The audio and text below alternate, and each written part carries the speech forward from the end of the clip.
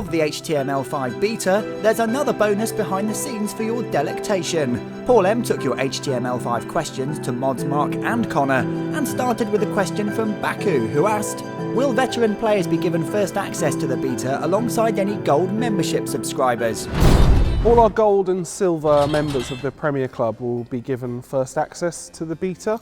We're also picking a bunch of other players that have recently signed up for the beta, depending on what specs they've got, so that we can get a good understanding of how HTML5 runs on a variety of different types of machines. What are the minimum specs going to be for HTML5? So the specs for HTML5 are a little bit higher than Java. And so if you are on a lower spec machine, you may get a little better performance out of Java, but anyone on high and mid spec machines will get better performance out of HTML5. Now, we are still optimizing, and during the beta it's likely that the performance will be a little bit down, but you can expect that to keep increasing as we get closer to launch. It's important to note that we're not deprecating the Java version, so if you have got a really low-end spec computer and you're not happy with the way HTML5 runs on your computer, you'll still be able to use the Java which is running at the moment. You won't be segregated if you're playing on Java, you won't be disconnected from everyone who's using HTML5. So will the HTML5 version of RuneScape run on any sort of device? So our work at the moment has been focusing on PC, and that's our target, that's what we're trying to release on, that's what we're stabilizing for. If it does work on other devices such as mobiles and tablets, it's a happy coincidence. We're not actively stopping it from working on them, but PC is our target. And will there be like a proper client for HTML5? Will it work on all browsers? There won't be an HTML5 client as such. There won't be a sort of downloadable client that you get from the website. Just get Chrome or Firefox, something like that, and you'll be able to run it straight off through your browser. One question that's dear to my heart, will it run on a Mac? Yes. Yep. Brilliant, okay, cool. I like a nice We've got simple Macs. answer. We've got Macs in the building, and we're making sure they run on those too. Will a player's stats that they have in the existing RuneScape be carried through to RuneScape 3, you're nodding already, or will they have to start again? They won't have to start again. It's the same account, the same stats, nothing will be wiped from the beginning. It's the same game. It is RuneScape, it's just playing it through HTML5 instead. It's exactly the same stats and everything. Of course, we'll have a bunch of cool new gameplay and all sorts of new content that we've got coming out with it. Last week we did a behind the scenes video on interfaces, and it seems to go down really, really well. A lot of really good support for it, and there's been a few people asking if interfaces of things like the GE and the banks, player-owned ports, etc., if they're going to be updated to match the sort of tear and share style of the customizable interface. So we are updating a large portion of the TLI straight away. And so there are certain interfaces from the list that are included in that. We will update all of our interfaces as time goes on, and we'll continue to improve on what we've got. If players customise their interface and make a really nice looking like setup, are they going to be able to show it with their friends?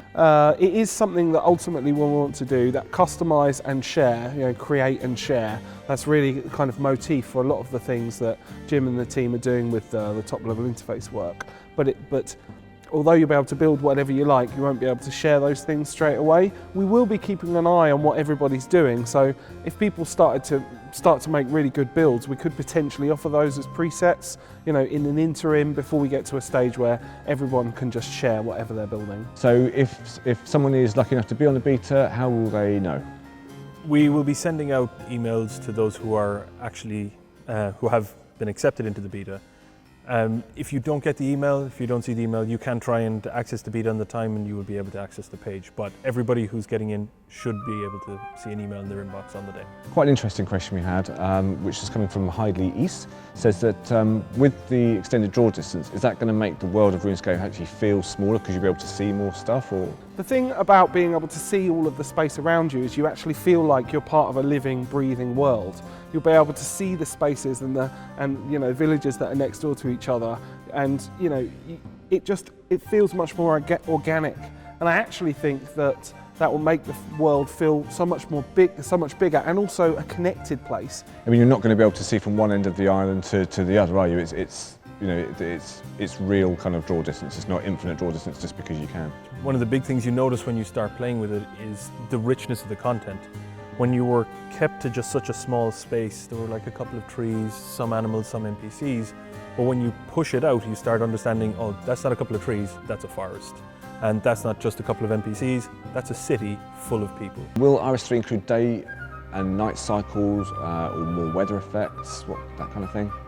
We have looked at day and night cycles, and we've looked at what the new technology can provide us that way. And while we're not looking to put in a dynamic day and night cycle and dynamic weather, we have put in skyboxes, and we're bringing that kind of effect in there. So the areas will still be recognizable, but they're more realistic. So you don't just have a grey backdrop to everything you're doing.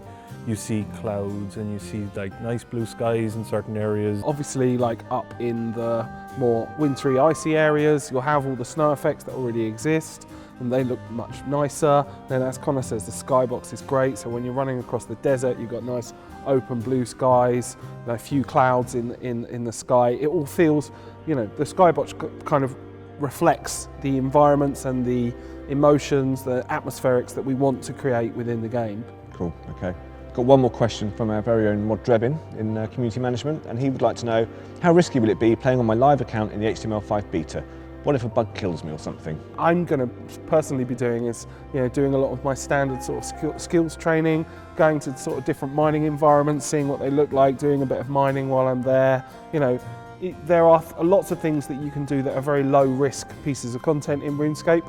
To start with, that's the kind of stuff that I would recommend that everybody does. And then when things get a bit more stable and you'll be able to see that from what's going on in the game, then you can start doing a bit of combat, maybe poking a few sticks at the QBD. The good news with HTML5 is because it's a new client and a new look on an existing server, we're able to allow you to continue to progress your regular character in the live world. That does of course mean you are in the live world in a beta client. It may crash, you may encounter some minor glitches, and we stress don't take bigger risks while you're there. We can't roll back your account. You are still using your regular save. Personally, I'm just going to go for a massive walk. Yeah, why not? Yeah, do that. That would be a great idea. The further and the more areas you go into, the more data we get back and the better understanding we have of how to make the whole thing better. Yeah. So yeah, go for a walk. Don't forget, this whole thing is like looking at the game through a different pair of eyes. So go to environments that you've kind of forgotten about, go to places that you've always looked cool, and see how much cooler they look now. We'll see you all Friday when Behind the Scenes bears witness to a dirty tricks campaign between an out-of-work pirate, a bitter gnome, and a down-on-his-luck dwarf.